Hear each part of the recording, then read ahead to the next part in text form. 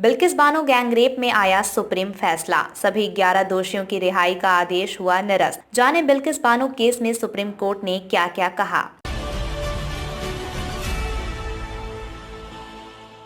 गुजरात के चर्चित बिल्किस बानो गैंगरेप मामले में सुप्रीम कोर्ट ने बड़ा फैसला सुनाया है। अदालत ने दोषियों की रिहाई का आदेश निरस्त कर दिया है। इस मामले में कई विपक्षी नेताओं ने याचिका दायर की है। बिल्किस बानो गैंगरेप मामले में दोषियों की जल्द रिहाई की अनुमति देने वाले गुजरात सरकार के फैसले के खिलाफ दायर याचिकाओं पर सुप्रीम कोर्ट ने बड़ा फैसला सुनाया है। अदालत ने दोषियों की रिहाई के आदेश को निरस्त कर दिया है। सुप्रीम कोर्ट ने इस मामले में सजा को चुनौती देने वाली याचिकाओं को सुनवाई योग्य माना है। इस मामले में न्यायमूर्ति बीवी नागरत्ना और न्यायमूर्ति उज्जवल भुइयां की विशेष पीठ ने फैसला सुनाया। अदालत ने अक्टूबर 2023 में 15 अगस्त 2022 को राज्य की छूट नीति के तहत 11 दोषियों को रिहा करने की गुजरात सरकार की कार्यवाही की वैधता के सवाल पर सभी पक्षों को सुनने के बाद अपना फैसला सुरक्षित रख लिया। जस्टिस नागरत्ना ने फैसला सुनाते हुए कहा कि प्लेटो ने कहा था कि सजा प्रतिशोध के लिए नहीं बल्कि सुधार के लिए है। क्यूरेटिव थ्योरी में सजा की तुलना दवा से की जाती है। अगर किसी अपराधी का इलाज संभव है तो उसे मुक्त कर दिया जाना चाहिए। ये सुधारात्मक सिद्धांत का आधार है। लेकिन पीड़ित के अधिकार भी महत्वपूर्ण हैं। नारी सम्मान की पात्र है। क्या महिलाओं के खिलाफ जघन्य अपराधों में छूट दी जा सकती है? ये वो मुद्दे हैं जो उठते हैं। जस्टिस नागरत्ना ने कहा, हम योग्यता और स्थिरता दोनों के आधार पर रीट याचिकाओं पर विचार करने के लिए आगे बढ़ते हैं। इस मामले में दोनों पक्षों को सुनने के बाद ये बातें सामने आती हैं। क्या पीड़िता द्वारा धारा 32 के तहत दायर याचिका सुनवाई योग्य है? क्या छूट के आदेश पर सवाल उठाने वाली जनहित याचिकाएं मानने योग्य हैं? क्या गुजरात सरकार छूट आदेश पारित करने में सक्षम थी? क्या दोषियों को छूट का आदेश कानून के अनुसार दिया गया? सुप्रीम कोर्ट ने माना कि बिल्किस बानो केस में दोषियों की सजा में छूट को चुनौती देने याचिकाएं सुनवाई योग्य हैं।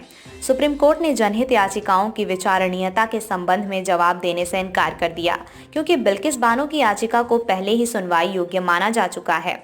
जस्टिस नागरत्ना ने जॉर्ज बर्नार्ड शॉ को कोट करते हुए कहा, लोग ठोकर खाने से नहीं सुधरते। जस्टिस नागरत्ना ने कहा कि अपराध की घटना का स्थान और कारावास का स्थान प्रासंगिक विचार नहीं है। जहां अपराधी पर मुकदमा चलाया जाता है और सजा सुनाई जाती है, वो सही सरकार है। अपराध किए जाने के स्थान की बजाय मुकदमे की सुनवाई के स्थान पर जोर दिया जाता है। सुप्रीम कोर्ट का मानना है कि 13 मई 2022 का फैसला, जिसने गुजरात सरकार को दोषी को माफ करने पर विचार करने का निर्देश दिया था, अदालत के साथ धोखाधड़ी करके और भौतिक तथ्यों को छिपाकर प्राप्त किया गया था। बिल्किस बानो केस में सुप्रीम कोर्ट का मानना है कि राज्य जहां किसी अपराधी पर मुकदमा चलाया जाता है और सजा सुनाई जाती है, वो दोषियों की माफी याचिका पर निर्णय लेने में सक्षम है। सुप्रीम कोर्ट का मानना है कि दोषियों की सजा माफी का आदेश पारित करने के लिए गुजरात राज्य सक्षम नहीं है, बल्कि महाराष्ट्र सरकार सक्षम है।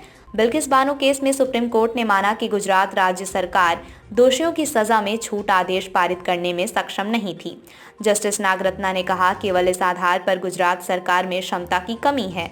रीट याचिकाओं को अनुमति दी जानी चाहिए और आदेशों को खारिज किया जाना चाहिए। सुनवाई के दौरान केंद्र, गुजरात सरकार और दोषियों ने सजा में छूट के आदेश के खिलाफ CPI-M नेता सुभाषिनी अली, तृणमूल कांग्रेस नेता Mahua Moitra, National Federation of Indian Women, Asma Shafiq Sheikh और अन्य द्वारा दायर जनहित याचिकाओं का विरोध करते हुए कहा था कि जब पीड़िता ने स्वयं अदालत का दरवाजा खटखटाया है तो दूसरों को इस मामले में हस्तक्षेप करने की अनुमति नहीं दी जा सकती। साथ ही दोषियों ने दलील दी थी कि उन्हें शीघ्र रिहाई देने वाले माफी आदेशों में न्यायिक आदेश का सार है और इसे संविधान के अनुच्छेद 32 के तहत रीट याचिका दायर करके चुनौती नहीं दी जा सकती।